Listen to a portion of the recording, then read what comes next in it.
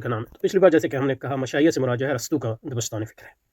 تو انگریزی میں اس کو پیراپیٹیٹکس کہتے ہیں، اور انہی لوگوں کو جو ہے ارسٹوٹیلینزم بھی کہتے ہیں، یعنی ارسطاطالیسیت. اور یہ مکتب فکر ہے، یعنی اسکول آف تھاٹ یا مذہب جس کو کہتے ہیں ہمارے یہاں، جیسے حنفی مذہب، شافعی مذہب. تو یہ فلسفے میں ارسطو کے مذہب کا نام، اس کا بانی ارسطو تھا.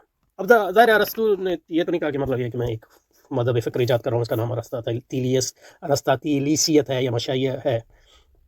اس نے فکر پیش کی اور وہ ایک اہم فکر تھی، تو اس کے ارد گرد بڑے عبقری لوگ جو ہیں وہ جمع ہو جاتے ہیں، تو پھر اس سے مکتب فکر بنتا ہے. اس کے ارد گرد مثلا اب حنفی مکتب فکر کیسے بنا؟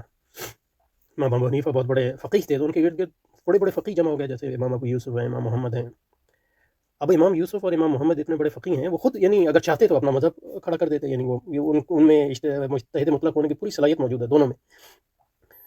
لیکن انہوں نے یہ کیونکہ امام ابو حنیفہ کے شاگرد تھے، تو انہوں نے یہ فیصلہ کیا کہ وہ حضرت کے اسکول میں یا ان کے مکتب فکر کے اندر ہی رہیں گے اور اسی کے اندر رہتے ہوئے اجتہاد کریں گے. تو اس طرح مذاہب وجود میں آتے ہیں. تو ارسطو کی موت کے بعد جو ہے اس کے شاگرد ہوئے اور ان کے شاگردوں کے طرف. تو ارسطو کے مذہب کا مطلب یہ نہیں ہے کہ ارسطو کی فکر کی یعنی اندھی پیروی ہے، نہیں. ارسطو کے فکر کا مطلب ہے اس کے بنیادی افکار اور بنیادی منہج کو مانتے ہوئے. اب دیکھیں نا، مثلا یہ ہے کہ اب